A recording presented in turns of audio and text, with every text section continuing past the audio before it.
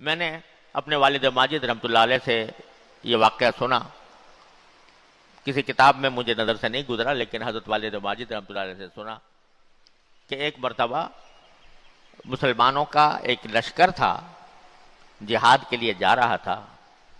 اور کسی قلعے کا محاصرہ کیا ہوا تھا۔ پہلے زمانے میں شہر جو ہوتے تھے وہ قلعے میں ہوتے تھے، تو اس کا محاصرہ کر رکھا تھا، یعنی چاروں طرف سے مسلمانوں کی فوج نے اس کا گھیرا ڈالا ہوا تھا۔ یہی طریقہ ہوتا ہے، پہلے زمانے میں بھی یہ ہوتا تھا، اب بھی محاصرے کیے جاتے ہیں۔ اب وہ جو قلعہ بند لوگ تھے، جو قلعے کے اندر بند تھے اور قلعے کا دروازہ نہیں کھول رہے تھے، تو ان کو خوراک وغیرہ کا معاملہ کم پڑ گیا اور قلعہ بند ہونا مشکل پڑ گیا، تو آخر میں انہوں نے سوچا کہ چلو اب اور تو کوئی راستہ رہا نہیں، لیکن ہم ان مسلمانوں سے کہتے ہیں کہ ہم تمہارے لیے قلعے کا دروازہ کھول دیتے ہیں اور تم داخل ہو جاؤ قلعے کے اندر، یعنی گویا قلعہ تمہارے حوالے کرتے ہیں۔ لیکن ساتھ ہی یہ تدبیر کی کہ جس راستے سے صحابہ کرام کا لشکر گزرنا تھا اس کے دونوں طرف دکانیں تھیں، تو دکانوں کے اندر بہت ہی آراستہ پیراستہ کر کے عورتوں کو بٹھا دیا اور ان کو یہ تاکید کر دی کہ جب لشکر داخل ہوگا شہر کے اندر تو کوئی اگر تمہارے سے چھیڑ چھاڑ کرے تو تم مزاحمت نہیں کرنا۔ مقصد ان کا یہ تھا کہ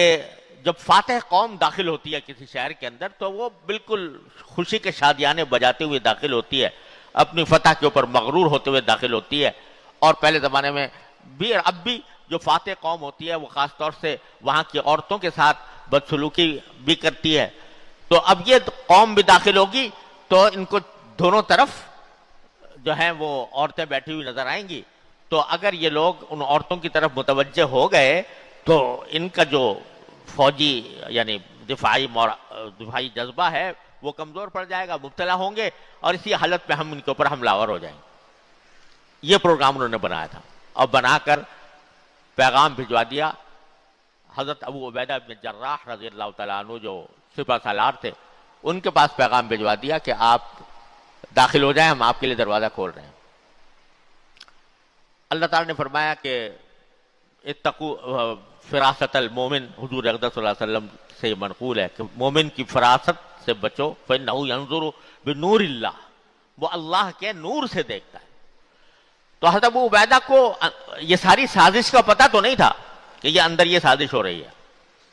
لیکن کچھ کھٹکا ہو گیا کہ اچانک انہوں نے دروازہ کھولنے کا جو ارادہ ظاہر کیا ہے، تو کوئی بات ایسی ضرور ہے جو جس کی وجہ سے یہ ہمیں فتنے میں ڈالنا چاہتے ہیں۔ تو بس چلتے ہوئے انہوں نے صحابہ کرام کے سامنے یہ آیت تلاوت کر دی، بھئی اس کا خیال رکھنا، قل للمؤمنین یغضوا من ابصارہم ویحفظوا فروجہم، کہ اپنی آنکھیں نیچی کر کے داخل ہونا دروازے کے اندر۔ نتیجہ کیا ہوا؟ صحابہ کرام کو یہ آیت